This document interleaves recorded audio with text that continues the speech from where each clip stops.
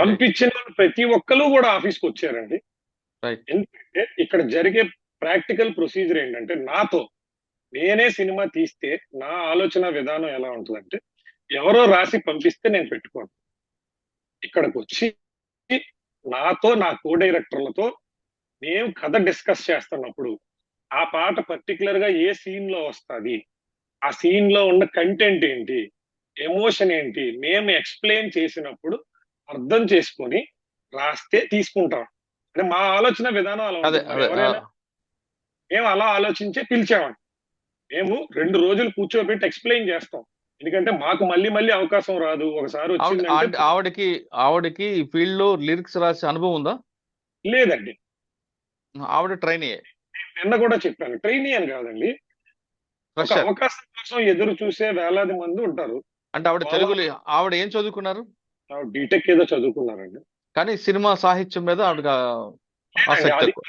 పాటే English song అండి. అది తెలుగు సాంగ్ కాదు. ఓకే.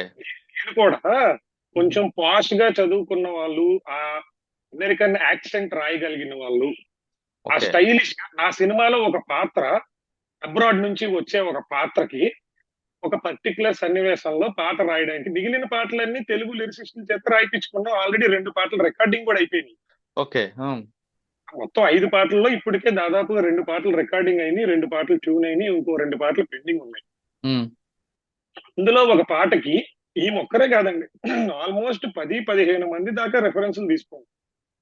ఎక్కడా సాటిస్ఫై కాలేకపోతున్నాం. ఎందుకంటే రొటీన్ గా మనుషులు మాట్లాడుకునే ఇంగ్లీష్ లాగే ఉంది. ఒక ఫారెన్ యాక్సెంట్, ఒక సడన్ గా ఫారెన్ నుంచి ఇండియా వచ్చిన ఒక క్యారెక్టర్, ఆమె మాట్లాడే తీరు ఎలా ఉంటది, వచ్చి రాని తెలుగు, స్టైలిష్ ఇంగ్లీష్ యాక్సెంట్, ఆ యాక్సెంట్ లో ఉండాలి.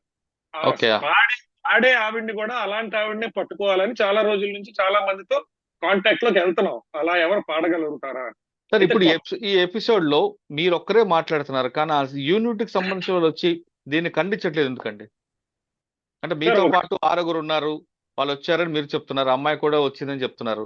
అంటే ఒక్క మీ విషయం. వెర్షన్ మీ వెర్షన్ నమ్ముతాను, కానీ కొంతమంది ఏమంటున్నారంటే ఇంతమంది జరిగినప్పుడు యూనిట్ వాళ్ళు వచ్చి ఎందుకు ఖండించట్లేదు, సాయి ఒక్కడే ఎందుకు మాట్లాడుతున్నారు అడుగుతున్నారు. సార్ మంచి క్వశ్చన్. ఆ అడిగిన వాళ్ళకే చెప్తున్నాను సార్.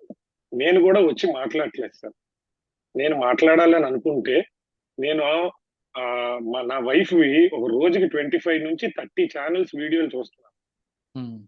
నా వీడియోలు ఎక్కడైనా జనాలు చూశారండి ఎక్సెప్ట్ ఐ డ్రీమ్? లేదు. నేను అది కూడా సార్ మీరు అడిగినప్పుడు, సార్ నాకు పబ్లిక్ అవడం ఇష్టం లేదు సార్, నేను మీడియా ముందుకు రాలేను సార్ ఇలాంటి ఇష్యూస్ లో అనే చెప్పాను. అవును. కాకపోతే ఇద్దరు పక్కన వాదన రావాలి అన్న ఉద్దేశంతో మాట్లాడడం జరిగింది. అవును. రైట్. అది కరెక్టే. సార్ నేను 10 ఏళ్లుగా ఇండస్ట్రీలో ఉన్నోడిని, నేను కూడా మీడియా దగ్గరికి వెళ్ళి మాట్లాడడం అంటే నాకు కూడా తెలిసిన వాళ్ళు ఉంటారు కదండి, మాట్లాడగలను కదా కావాల్సి. అవును. గతంలో యూట్యూబ్ లో ఆల్రెడీ నేను వందల ప్రెస్ మీట్లు చేసిన వీడియోలు ఉన్నాయండి. దాదాపు 30-40 ప్రెస్ మీట్స్ ఉన్నాయి. ఉమ్. ప్రెస్ మీట్ పెట్టుకుని ఆఫీస్ లో డైరెక్ట్ ప్రెస్ మీట్ పిలుచుకుని మాట్లాడగలను.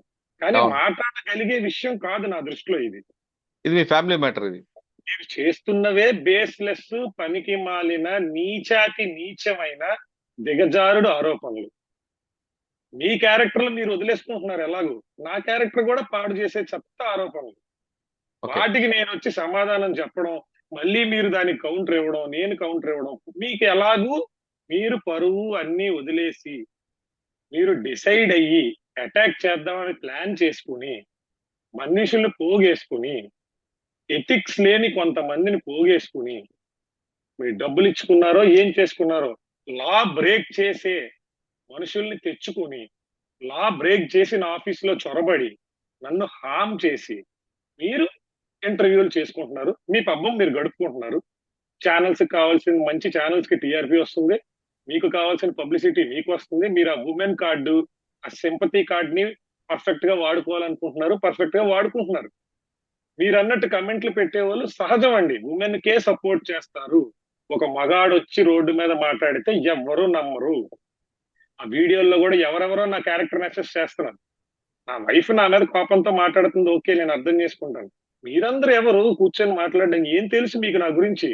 మీకే అంత ధైర్యం ఉంటే రండి నాతో డిబేట్ లో కూర్చోండి. మీరెందుకు టీవీలో డిబేట్? నా ఆఫీస్ కి రండి, నాతో డిబేట్ లో కూర్చోండి, నన్ను క్వశ్చన్ చేయండి. ఓకే. సార్ మీరు చెప్తున్నట్లుగా మీరు, మీ వైఫ్ మీ ఇద్దరి మధ్యన విషయాలు ఆమె చెప్తున్నట్లుగా రోడ్డు మీద తీసుకురావడం, మీడియాలో రావడం పక్కన పెడితే, ఉమ్. ఏ మాత్రం సంబంధం లేని మీ పాపను ఎందుకు మీడియాలో తీసుకొని చూపిస్తున్నారండి?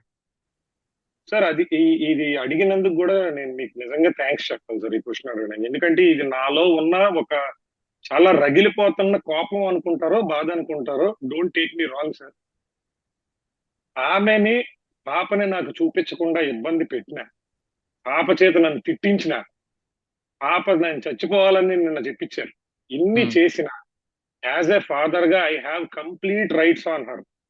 అండ్ ఆవిడ్ని చూపించిన ప్రతి ఛానల్ మీద నేను లీగల్ యాక్షన్ తీసుకుంటానండి. వీడియోస్ ఇమీడియట్ గా డిలీట్ చేయకపోతే అందరి మీద ఒక చిన్న పిల్లని మీరు ఏ అధికారంతో చూపిస్తున్నారు? మేము కలిసి ఉంటాం, విడిపోతాం, మీకు అనవసరం. అవును. ఏదో ఒకటి జరిగింది, రేపు కలిసాం, విడిపోయాం. నా కూతురు 10th క్లాస్ చదువుతున్నప్పుడు ఆ కాలేజీలో స్టూడెంట్స్ ఇదే వీడియో చూపించి మీ అమ్మా నాన్న ఇంత నీచంగా రోడ్డు మీద తన్నుకున్నారు అని అంటే ఆమె ఫీలింగ్ ఎలా ఉంటదండి? తోటి స్నేహితుల దగ్గర, తోటి కొలీగ్స్ దగ్గర చిన్నపిల్ల జీవితంతో ఆడుకుంటున్నారు. టీఆర్పీల కోసం తప్పు కదా. ఒక్క తంబనేల్ కోసం ఫోటో వేస్తున్నారు. పాప ఏడవకుండా ఏడుస్తున్నట్టేసి నాన్న ఎక్కడ ఏంటి సినిమాలు అనుకుంటున్నారా? సినిమాలు మేము చేసామండి. సినిమాలు చేసేది జనాల్ని ఎంటర్టైన్ చేయడానికి, జనాలతో ఆడుకోవడానికి కాదు. తప్పుడు ఎథిక్లెస్ ఇదంతా ఎథిక్లెస్. నేను అందుకే మాట్లాడడానికి ఇష్టపడలేదు సార్. ఎందుకంటే నేను ఇలా మాట్లాడుతూ పోతే ఇప్పుడు ఆ మీడియా ఛానల్స్ అన్ని నా మీద తిరగబడతాయి. వాళ్ళ శక్తి ముందు నేను తట్టుకోలేను. నేను ఏదో చిన్నోడిని, చిన్న చితకగా ఏదో సినిమా చేసుకుందాం అని ప్రయత్నంకి వచ్చాము. అది సక్సెస్ఫుల్ గా చేయగలమా లేదా కూడా మరో సంవత్సరం వరకు తెలియదు. రిలీజ్ అయ్యేంత వరకు ఎన్నో సినిమాలు వస్తూ ఉంటాయి, పోతూ ఉంటాయి. ఓకే. సార్ ఇంకొక విషయం. నిన్న జరిగిన ఘటనపై మీరు లీగల్ గా ప్రొసీడ్ అవుతారా? లేదు ఈ ఇష్యూని క్లోజ్ చేద్దాం అనుకుంటున్నారా?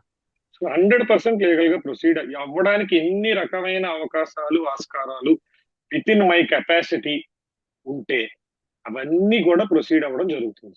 ఓకే. ఎందుకంటే చెప్పండి. ఎందుకంటే ఉమ్, ఇప్పుడు మీరే చాలా మీడియాస్ లో చాలా మంది యాంకర్స్ కూడా మాట్లాడకపోతే తప్పని నిర్ధారిస్తారంట. సైలెంట్ గా ఉంటే తప్పని నిర్ధారించేసుకుంటారంట ఆల్రెడీ. ఉమ్, అంటే అతను ఒక ఇంట్రోవర్ట్. అతను బయటకు వచ్చి మాట్లాడగలడు మంచి మాటలు.